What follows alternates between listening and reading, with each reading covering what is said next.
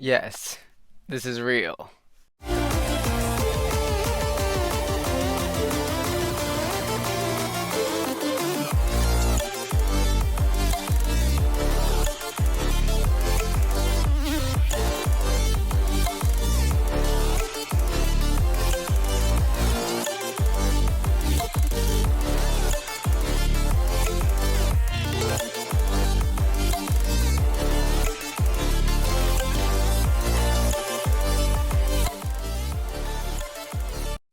Hey goblins, you like our new intro? That's probably the most editing you're gonna see on this channel from here on out, is just like us copy pasting that intro. And we might make an ending sequence, I don't know. We'll see by the end of this video, probably. But I wanted to give some context to what exactly this video is and kind of describe a little bit of what's happening and kind of just like, you know, make it so that you can actually tell what's going on rather than it just looking like us spacing out or whatever. So, if you're new here, we have dissociative identity disorder, previously known as multiple personality disorder, but that changed a second ago. We were diagnosed about 4 years ago, um, and let's see. Yeah, we've been unearthing a lot of serious trauma lately. I might smile or seem cheerful, but that's just my natural disposition as an alter. That's how I vibe. So don't take my smiles as a lack of seriousness. Yeah, I'm supposed to smile. It's for morale. But anyway, yeah. So what happens in this video is an episode that we are experiencing where I believe it's more of a physical flashback. You know, you can have flashbacks where you remember events, and then you can have flashbacks where you feel the events. And this alter in the next segment, his name is Cosmo, and he is basically permanently stuck in a state that we were in during a significant duration of the traumas that we experienced. God, I don't know how to put this without it sounding terrible and like just really it's some serious abuse, guys. So I'm gonna trigger warning this right now. Um, drugs, just drugs abuse trigger warning. Uh, Abusing children with drugs abuse trigger warning. Because we were given substances against our will as a child and then heavily abused. And that's one of the reasons why we're so complicated. Yeah, that's how that works sometimes. And that was only part of it. That's not even all. That's just like a decoration on the cake. Oh man. But yeah. So he actively wanted to film this and like literally when this episode was going on, he was laying on the floor, as you'll see in a second, and he was just like, this is something that like we keep off of YouTube, usually LMAO. Then he was like, "This is something we usually keep off of YouTube. I'm gonna film this." So to show like this is like really stuff that happens. Like I'm laying on the floor right now, and it's not pretty. So that's that, and this is real. And yeah, this is what a physical flashback can kind of look like. So, yeah, this altar that you're going to see in the next segment, to basically sum it up, is basically trapped in a trauma state. You can deduce that as you can. I'm not able to completely describe things, amnesia barriers and limitations and stuff. So, yeah, a lot of the dots you might have to connect yourself, but they're pretty clear dots, so I think you can get it. Yeah, we've had to put together the picture ourselves, and it's very complex. And we're not going to give you all the details because that's just too much for really anyone to handle, and no one any should have to go through anything like that. It's just so much. But anyway, I'm going to stop rambling and go on to the next segment. So here's that raw footage. Proceed at your own risk.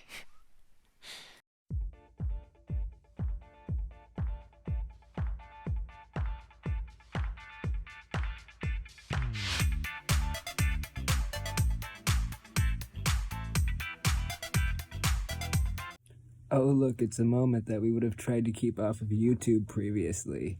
Hello, I'm on the floor.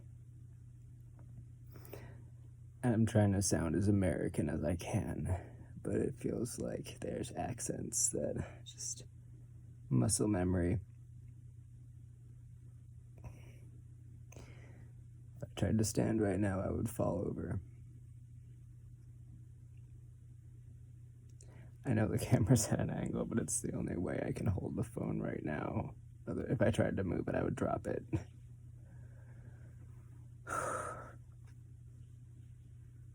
I don't know if you'd call me a trauma holder or what. My name is Cosmo, and I am trapped in a state, you can say.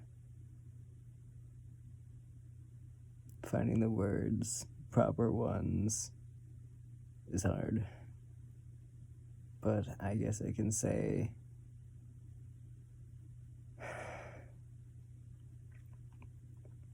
in parts of our trauma we were drugged more than once.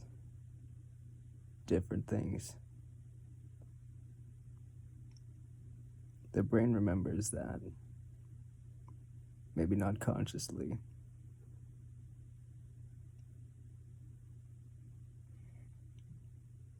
But others will remember it.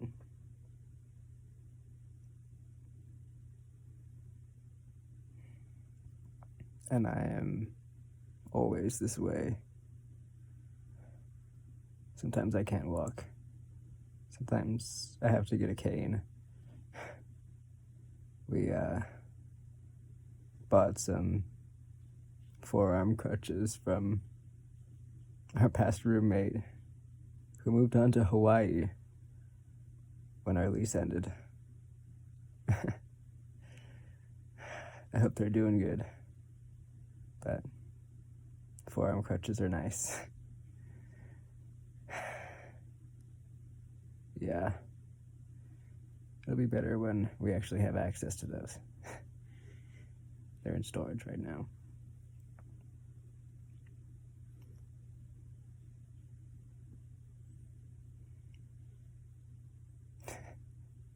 I try to speak about casual things, but looking things right in the face can be a little brutal sometimes.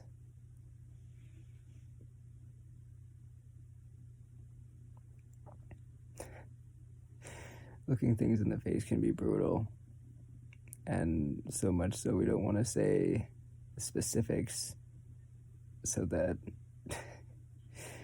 we can preserve some of you, I suppose. But at the same time, you know, the world is how it is. Okay, I'm just making sure addresses weren't showing on that envelope. We were writing letters for our patrons today. Adjusting in the phone. Okay. Yeah, we were writing letters for patrons. And then we started to dissociate. It was Terrence that was writing it. And then we started getting that there's a trauma holder near vibe. And we thought it was, you know, Nobody or Sync, who we haven't spoken about yet. One who always feels like he's falling. And turned out to be me who ended up out. I was able to actually find my shirt. It's got Russian letters on it. It actually came from Russia. But like a lot of our family. But mobility can vary quickly. Because I was just, standing over there, digging around in our suitcases for something to wear. Because it's nighttime, it's time to change into more pajama-like things. And then my legs were just like, oh, remember that feeling of falling? Here's that again. And here I am. So hopefully, well, I'm getting some feeling back in my shin. Okay, I can move that. Cool.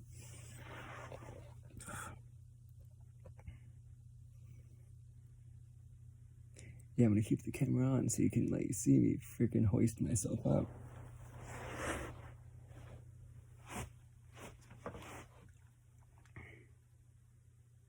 It's not easy.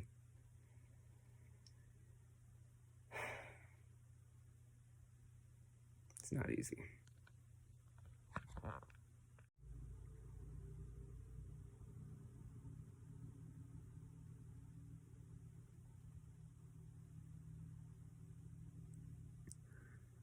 It's me trying to stay upright.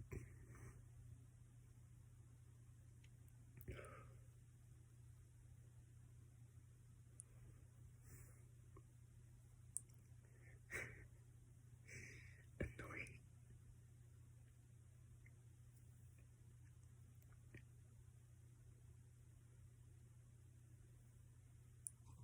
And it sucks because I keep almost falling. The wood is slippery on the bed frame.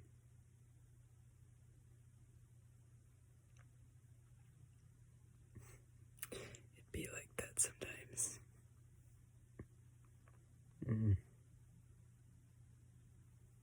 Sometimes the only thing you can do is grin and meme about it.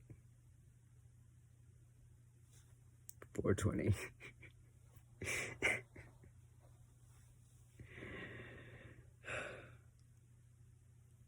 No, that wasn't the drug used, though.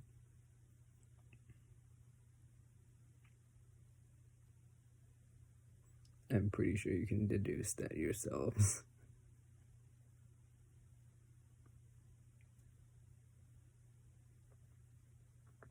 If we tell it, it'll be in the form of a book. We want to write a book like When Rabbit Howls. Trudy Chase was awesome. And that book is like an inspiration to us. It's brutal, but it's really cool. Good read, but takes a lot of brain spoons.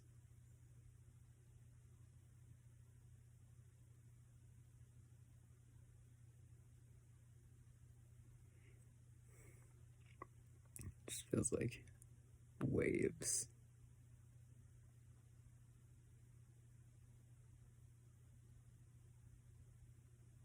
Through my temples and parts of the floor are closer to me than other parts of the floor. It looks like it's going like this, but in chunks.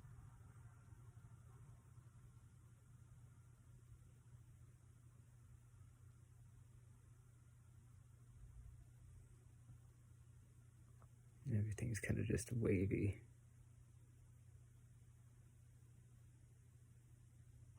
Blurry. I took off my glasses because there wasn't a point to wear them. My eyes are rapidly focusing and unfocusing, so makes no difference whether or not I'm wearing them. I can't tell if my eyes are dilated. Can you?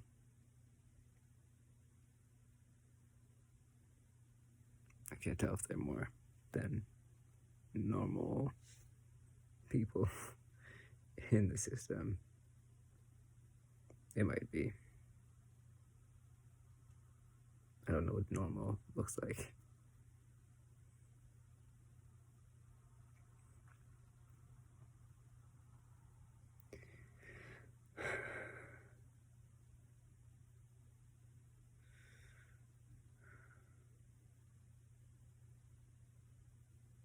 It kind of feels like, just parts of you are kind of like dropping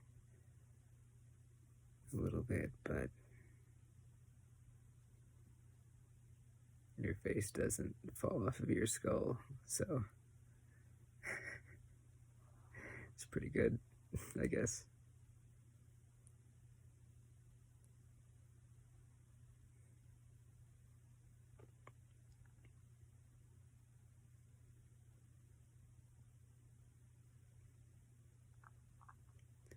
I'm going to debate whether to ramble more or less.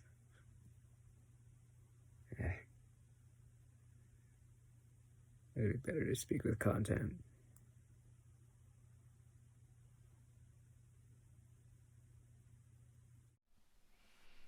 All right, so I'm just gonna make another ending segment thingy, I suppose. Well, another another segment of me existing here. Yeah, I'm kind of a little bit anxious about this whole episode thing. Yeah, I just don't know what to label it as. A physical flashback? Is this just how an alter is? Is this a pattern of learned behavior? If you catch my drift, I don't know. But it's definitely something we're going to address in therapy. Right now we're looking to be seen by like a psychologist, one who can like help us with our meds and like therapy at the same time. Cause I think I would count this as a really complex case that's severe, probably. And yeah, we're seeking the proper help. Don't you worry, we're gonna get it. We're working towards recovery little by little. And some of that requires confronting these parts and seeing what's going on and like coming to terms with it as best as you can. And that can be really, really hard. I mean, that's just what is the case for us. Like, that may not be the case for everybody else. I try to say may and might at the same time. Mm. That was funny. But yeah, for us at least, we've got to confront things, or else it's just gonna be like it's gonna bug us. We're just that kind of person. But other people may not need to know details to feel at peace and healed. I just rhymed that. That was fancy. It could be a poem. But yeah, not everyone has to like dig around and find every details of their trauma and stuff to be able to recover and heal as they are supposed to, I guess. Like whatever works best for them, whatever path ends up being the best way to heal. Yeah, it all looks different because, every trauma that caused D.I.D. was different. Like no two kids had the same experience even if they were twins. Like there have been examples of twins with D.I.D. with very similar systems, but not identical, but just similar. There's an article somewhere. I don't know where, but it exists. I might look for that. Oh, that's a lot of effort. Y'all can Google it too. I encourage Googling more articles about DID if you guys are interested in this. Yeah, I suppose that's all I really have to say on the matter.